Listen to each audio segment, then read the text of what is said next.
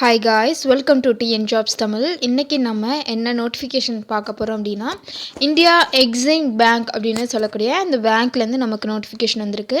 இந்த நோட்டிஃபிகேஷனில் பார்த்தோம் அப்படின்னா ஃபுல் இன்ஃபர்மேஷன்ஸுமே பார்க்குறோம். ஓகேங்களா? ஸோ வீடியோவை ஸ்கிப் பண்ணாமல் பாருங்கள். இப்போ தான் ஃபர்ஸ்ட் டைம் நம்ம டிஎன் ஜாப்ஸ் தமிழ் சேனல் பார்க்குறீங்க அப்படின்னா மறக்காமல் லைக் பண்ணுங்கள், ஷேர் பண்ணுங்கள், உங்கள் ஃப்ரெண்ட்ஸ்க்கும் மறக்காமல் ஷேர் பண்ணுங்கள். ஸோ தட் யூஸ்ஃபுல்லாக இருக்கும். வாங்க எலிஜிபிலிட்டி க்ரைட்டீரியா இதெல்லாமே பார்த்துடலாம்.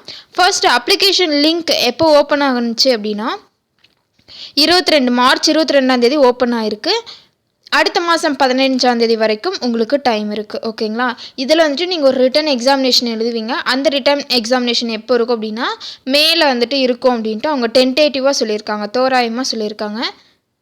இதில் பொசிஷன்ஸ், வேக்கன்சிஸ் எல்லாமே கேட்டகரி வைஸ் அவங்க பிரித்து கொடுத்துருக்காங்க. ஃபர்ஸ்ட்டு மேனேஜ்மெண்ட் ட்ரெயினி பொசிஷனுக்கு பார்த்தோம் அப்படின்னா யூஆருக்கு 11, எஸ்சிக்கு 3, எஸ்டிக்கு ஒரு வேக்கன்சி, ஓபிசி நான் கிரீமி லேயருக்கு 5 வேக்கன்சி, இடபிள்யூஎஸ்க்கு 2 வேக்கன்சி அப்படின்ட்டு டோட்டலாக 22 வேக்கன்சிஸ் அவங்க மேனேஜ்மெண்ட் ட்ரெயினிங் பொசிஷனுக்கு அவங்க கொடுக்குறாங்க. நெக்ஸ்ட்டு டெப்யூட்டி மேனேஜருக்கு பார்த்தோம் அப்படின்னா யூஆருக்கு 4, ஓபிசிக்கு ஒரு வேக்கன்சி, டோட்டலாக 5 வேக்கன்சி.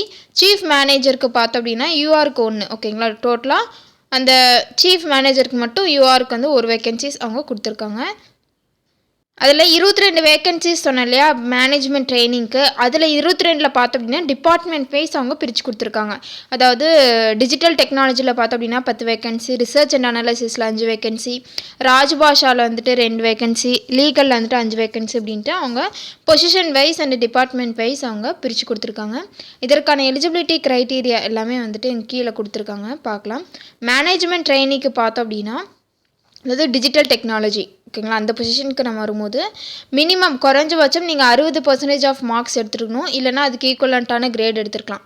எந்த ஸ்ட்ரீமில் அப்படின்னா பிஇ ஆர் பிடெக் டிகிரி. ஓகேங்களா? அது எதில் அப்படின்னா computer science, information technology, electrical and electronics communications. ஓகேங்களா? இதில் வந்துட்டு நீங்கள் 60% ஆஃப் மார்க்ஸ் எடுத்துருக்கலாம். இல்லை அப்படின்னா கிராஜுவேஷன் அண்ட் எம்சிஏ முடிச்சிருந்தீங்கனாலுமே நீங்கள் 60% ஆஃப் மார்க்ஸ் வச்சுருந்தீங்க அப்படின்னா நீங்கள் எலிஜிபிள். நெக்ஸ்ட்டு மேனேஜ்மெண்ட் ட்ரெயினிக்கு பார்த்தோம் அப்படின்னா அதில் ரிசர்ச் அனாலிசிஸ் அதுக்கு பார்த்தோம் அப்படின்னா எக்கனாமிக்ஸில் வந்துட்டு நீங்கள் பிஜி பண்ணியிருக்கணும் வித் 60% ஆஃப் மார்க்ஸ், மினிமம் மார்க்ஸாக வந்துட்டு அவங்க கேட்டிருக்காங்க. இல்லை அப்படின்னா அதுக்கு ஈக்குவலண்ட்டான கிரேட் எடுத்து நீங்கள் வந்துட்டு கிராஜுவேட் அண்டு போஸ்ட் கிராஜுவேஷன் முடிச்சிருந்தால் போதும் அப்படின்ட்டு அவங்க மென்ஷன் பண்ணியிருக்காங்க. நெக்ஸ்ட்டு ராஜ்பாஷாவுக்கு பார்த்தோம் அப்படின்னா அதுலேயுமே வந்துட்டு 60% ஆஃப் மார்க்ஸ் வந்துட்டு நீங்கள் எடுத்துருக்கணும். ஓகேங்களா? அது மட்டும் இல்லாமல் மாஸ்டர் டிகிரி வந்துட்டு நீங்கள் ஹிந்தி அண்ட் இங்கிலீஷ். ஓகேங்களா? இது வந்துட்டு ரெண்டுமே வந்துட்டு கம்பல்சரியாக வச்சு நீங்கள் வந்து ஒரு சப்ஜெக்ட் படிச்சிருக்கணும். எலக்டிவ் சப்ஜெக்டை வந்துட்டு படிச்சிருக்கலாம் அப்படின்ட்டு அவங்க மென்ஷன் பண்ணியிருக்காங்க. இதுதான் வந்து அவங்களோட அஃபிஷியல் இதுதான் வந்து அவங்களோட எஜுகேஷனல் குவாலிஃபிகேஷன்ஸ். நெக்ஸ்ட் மேனேஜ்மெண்ட் ட்ரெயினிங்க்கு பார்த்தோம் அப்படின்னா இதில் லீகல். ஸோ இதில் வந்துட்டு நீங்கள் லாவில் கிராஜுவேஷன் பண்ணியிருக்கலாம், எல்எல்பி. ஓகேங்களா? இல்லை எல்எல்பி கோர்ஸ். ஓகேங்களா? அது வந்துட்டு முடிச்சிருக்கலாம். வித் மினிமம் குறைஞ்சபட்ச மார்க்ஸ் வந்துட்டு நீங்கள் 60% ஆஃப் மார்க்ஸ் எடுத்திருந்தால் போதும். நெக்ஸ்ட்டு டெப்யூட்டி மேனேஜருக்கு பார்த்தோம் அப்படின்னா கிராஜுவேட் டிகிரி, அதாவது லாவில் வந்துட்டு முடிச்சிருக்கணும், எல்எல்பி. ஓகேங்களா? With 60% of marks. சப்போஸ் நீங்கள் எல்எல்பி கோர்ஸ் முடிச்சிருக்கீங்க அப்படின்னா நீங்கள் 60% ஆஃப் மார்க்ஸ் வந்துட்டு வச்சுருக்கணும். அதாவது 1 இயர் வந்துட்டு அவங்க எக்ஸ்பீரியன்ஸ் கேட்டிருக்காங்க இதுக்கு மட்டும். ஓகேங்களா?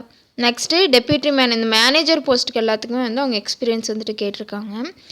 நெக்ஸ்ட்டு இதில் டெப்யூட்டி கம்பைலன்ஸ் ஆஃபீஸர் பொசிஷனுக்கு பார்த்தோம் அப்படின்னா ஏசிஎஸ் அசோசியேட் மெம்பர்ஷிப்.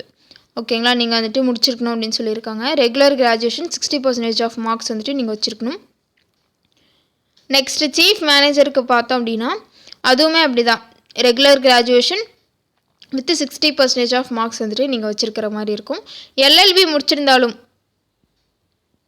அடிஷ்னலாக நீங்கள் ஏதாச்சும் academic qualifications like MBA, LLB இந்த மாதிரி நீங்கள் முடிச்சிருந்தாலுமே நீங்கள் எலிஜிபிள் தான்.